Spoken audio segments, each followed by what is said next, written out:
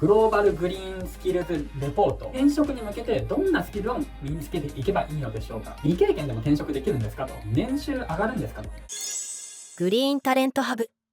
はい、皆さんこんにちは。グリーンタレントハブの井口です。今回はですね、脱炭素領域で転職を考えている皆様に超重要な情報をお届けします。リンクトインの最新レポートを徹底解説しながら具体的なキャリアプランのヒントをご紹介します。まずそもそも皆さんリンクトインって使っている方いらっしゃいますか？リンクトインご存知の方は多いと思いますけれども、こちらは世界最大のプロフェッショナルネットワークでして、実は僕も結構リンクトイン大好きな方でして、もう15年近く前から利用しています。でリンクトインは膨大なユーザーデータに加えてですね、多数の求人情報というのも登録されてるんですね。でその膨大なデータをグリーンっていう観点からですね、グリーンスキルだったりグリーンタレントっていう切り口から整理したのがですね、グローバルグリーンスキルズレポートというものにまとめて、これは2022年、2023年、2024年と3回ですね、毎年発刊されています。で実際ですね、今起業してグリーンタレントハブという社名にしてますけれども、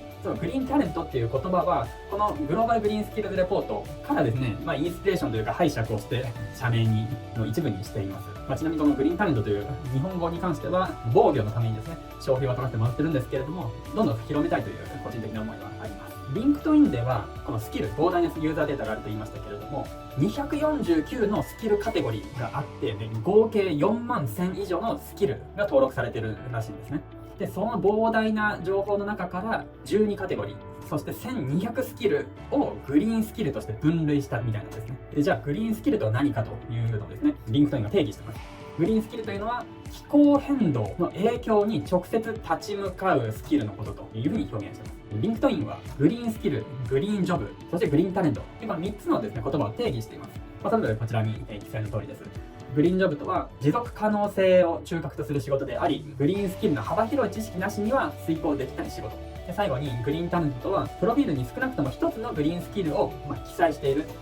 もしくはグリーンな仕事、グリーンジョブに従事しているリンクトイン会員のことを指すというふうに定義しています。で先ほどお伝えしたグリーンスキルの12カテゴリー、これ何かというとこちらの通りです。リンクトインの専門家の方が整理するにはこの12個のカテゴリーがグリーンスキル、あるいはグリーンジョブというふうに整理されるということですね。今このグリーンスキルを持った人材の需要っていうのが非常に急成長してるんですね。でしかもいわゆる従来型の環境関連の職種だけでなく、もうあらゆる職種でグリーンスキルが求められるようになってきてるんです。そのあたりをぜひご紹介していきたいと思います。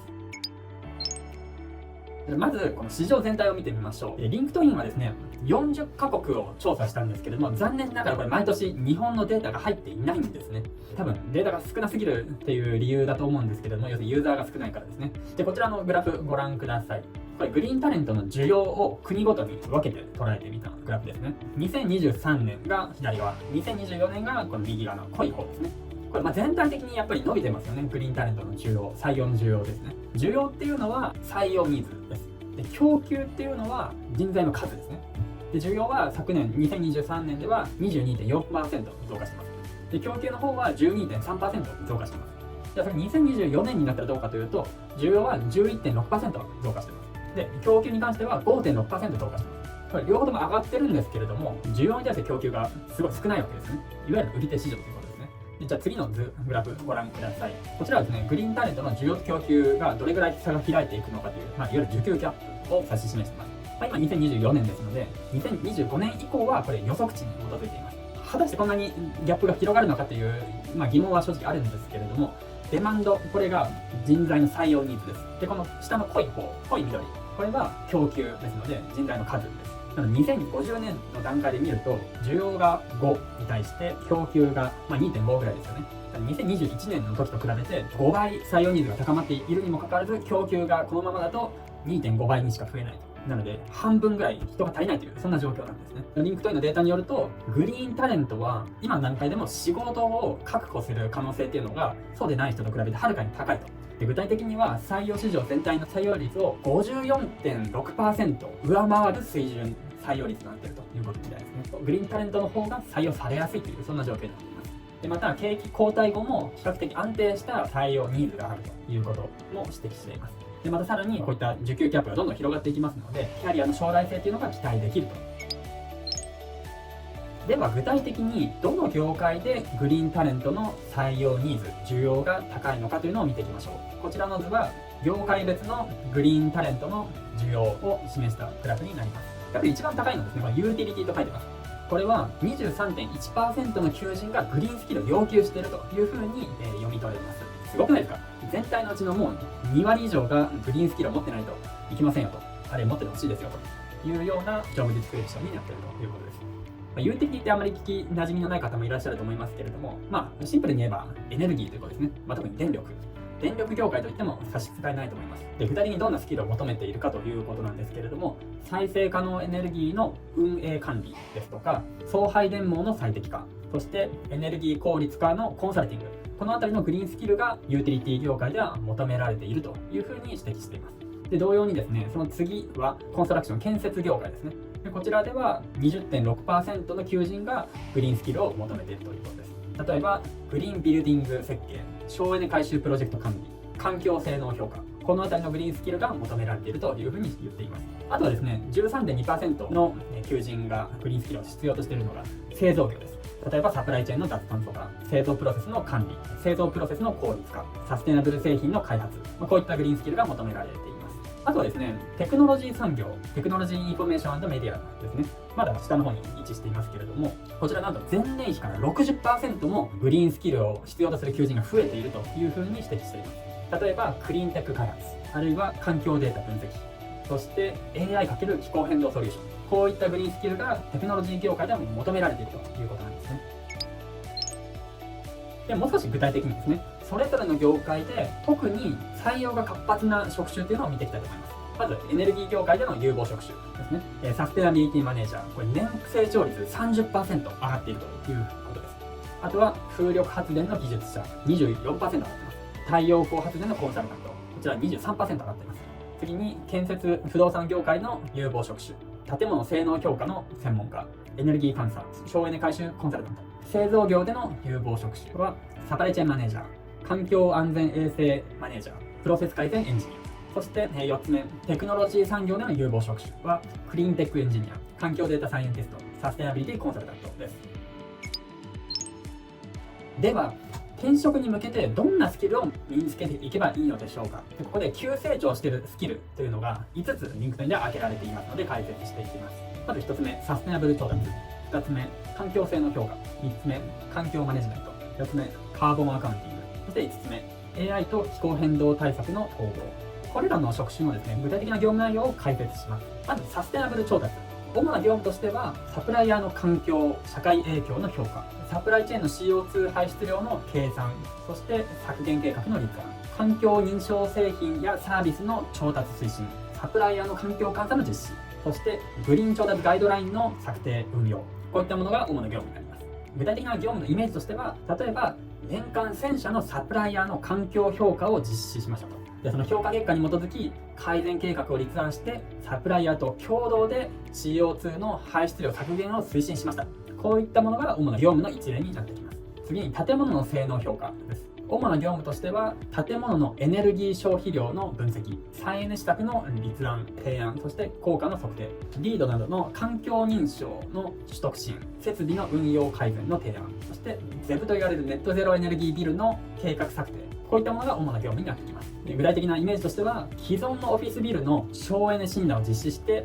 空調制御の最適化により年間エネルギー費用を 15% 削減、投資回収計画も含めた改善提案を実施しました。こういった業務が一つイメージになってきます。で、3つ目、環境マネジメント。主な業務としては全社の環境目標の設定、そして進捗管理ですとか環境マネジメントシステムの運用、あるいは環境法規制の遵守状況の確認、そして環境パフォーマンスデータの収集や分析、でさらに環境報告書、サステナビリティレポートの作成、こういったものが主な業務になってきます。具体的なイメージとしましては全社の環境データを毎月収集分析して目標未達の部門に対しては改善案を提案する、年間のサステナビリティレポートの作成を主導する、こういったような業務になってきます。そして4つ目、カーボンアカウンティング。主な業務としてはスコープ1、2、3の温室効果ガス GHG の排出量の算定ですとか削減目標の設定とアクションプランの策定、あるいは排出量データの検証、第三者保証の対応ですね。そして TCFD に基づく情報開示の支援、さらにはカーボンプライシングの設計、こんなことも業務に入ってくると思われます。具体的な業務のイメージとしては、サプライチェーン全体の CO2 の排出量を算定し、SBT 目標の達成に向けた排出削減施策を立案、社内のカーボンプライシング制度を設計導入する、こんな業務になってきます。そして5つ目、最後、AI と気候変動対策の統合です。こちらの主な業務としては、気候変動データの収集分析、機械学習モデルの開発運用、気候リスク予測システムの構築、エネルギー使用量の最適化 AI の開発、そして気候変動シナリオの分析、こういったものが主な業務になります。具体的な業務のイメージとしては、気候データとエネルギー使用量データを AI で分析し、再生可能エネルギーの発電量予測システムを開発、電力需給の最適化に貢献する、こういったことが業務のイメージになります。こういったグリーンスキルをどうやって習得していけばいいのかという疑問が湧いてくると思います。大きく3つあるかなと思います。これはリンクトインの見解というよりは僕自身の見解になりますけれども、大きく3つあると思います。一つはオンライン学習プラットフォームを活用するというものです。今世界中にたくさんのグリーンスキルを身につける学習プラットフォーム、有料無料問わずですねあります。で、あと2つ目としてはオンラインで大学や企業が提供するコースが受けられます。これ無料がほとんどですね。そういった学習サイトがありますので、基本的には英語ですけれども、こちらもおすすめです。あと3つ目、テラドゥっていうサービスがアメリカでローンチされています。これは気候変動領域に特化したブートキャンプ式の教育プログラムですね。だいたい2週間もしくは3週間ぐらいでターム、ワンクールですね。なります。今円安なので20万円ぐらいしますけれども、各国から学生が集まって、社会人の人が集まって課題をクリアしていくというですね、そういったブートキャンプのプログラムがあります。あと2つ目はですね、業界の認証や資格というのもあります。日本ですと環境マネジメントシステムの資格ですとか、エネルギー管理士の資格、あるいは最近環境省が主導している脱炭素アドバイザーという資格もあります。勉強して一定の知識があるという証明として資格を取得するということもですね、知識を習得するだけでなく転職にも有利になる場合があります。で、そして3つ目、これが一番大事ではないかなと思うんですけれども、実務経験での習得ですね。例えば社内のサステナビリティプロジェクトが公募があったらそこに応募してやってみるですとか、あとは本業が難しそうであれば、副業で参加するっていうのもですね、可能性としてはあるかと思います。で、そこで知識や経験を蓄積するということですね。お会いした候補者の方の一人はですね、産休育休をしているっていうタイミングでスタートアップで副業をして、そこでグリーンスキルを身につけていったと、そんな事例もあります。で、あとはインターンシップですね。これも大学院に通ってたりとかですね、一定の期間が必要ですけれども、そこでインターンシップをする、グリーンスキルが身につくようなインターンシップをするということも可能性としてあるかと思います。なので、このリンクトインのレポートから読み取れる脱炭素の領域で転職を成功させるための、3つの観点あるかなと思いましたのでご紹介します。一つが既存のスキルを活用するということですね。まず今の現在で自分自身が持っているスキル、専門性、これを活かせる領域というのを探す。これが一番王道だと思います。あと2つ目の観点としてはですね、やっぱり成長産業ですとか企業、成長している企業を狙う。これすごく大事だと思います。やっぱり成長している産業であると、よく言うようにですね、上りエスカレーターに乗っているっていう、そんな状態になりますので、どんどん年収も上がっていくし、キャリアの可能性というのも広がっていきます。で、最後は3つ目の観点としては、経験の組み立て方ですね。こちらはグリーンスキルを習得するために社内プロジェクトに参加してみるですとか、サステナビリティチームのタスクフォースに入ってみるとかですね、そういったことっていうのもとても大事かと思います。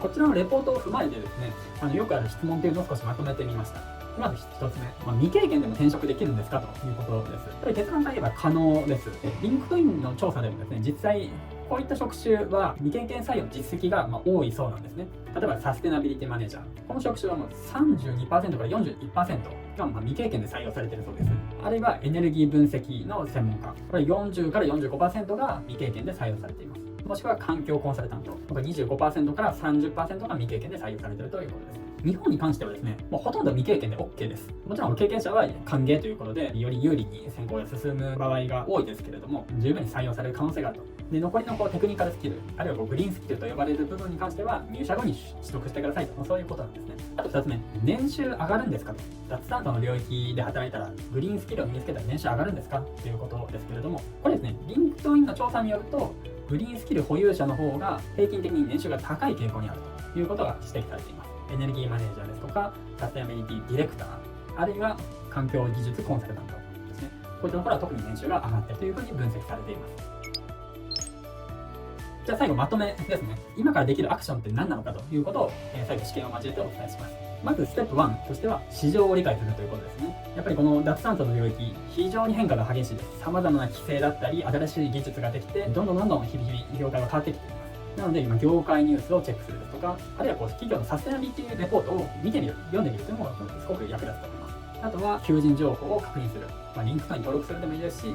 当社のようなエージェントに相談するでもいいと思います。ステップ2としてはスキルを習得するということですね。オンライン学習をやってみるですとか、あるいは資格を取ってみる、もしくは実務経験何かしらで積めないかなということを模索してみるということですね。ステップ3、これネットワーキングです。やっぱりですね、ネットワーキングこれめちゃくちゃ大事なんですよね。転職においてももちろん役立つ場合もあるでしょうし、スキルを習得するという意味においても重要だと思います。リンクトイン使ってみると一ついいと思いますし、今様々なイベントもオンライン、オフライン問わず行われています。日本でもそうですね。なので、ぜひそのイベントにまず参加してみるというのも第一歩かもしれません。あるいはコミュニティですね。環境エネルギーののコミュニティもそうですし、グリーンタレントハブが参加している TMIP ですね。丸の内エリアの大企業がたくさん参加しているコミュニティもあります。こういったコミュニティに参加してみて、コミュニティのメンバーと交流をしてみる、情報を収集してみる、こういったのもとても大事だと思います。グリーンタレントハブ。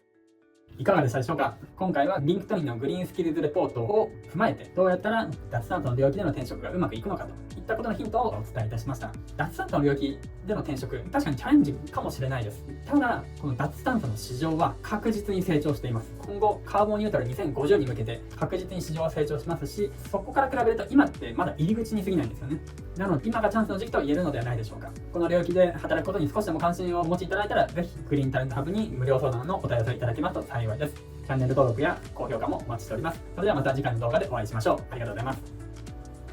皆さん、気候変動や脱炭素に関わる領域は人が圧倒的に足りていません。営業、事業開発、プロダクトマネージャー、施工管理、経理、人事、CFO、COO など CXO、経験した職種、業界は問いません。あなたの経験を日本の数少ない成長産業である脱炭素領域に生かしてみませんか。ぜひ概要欄から無料のキャリア相談にお申し込みください。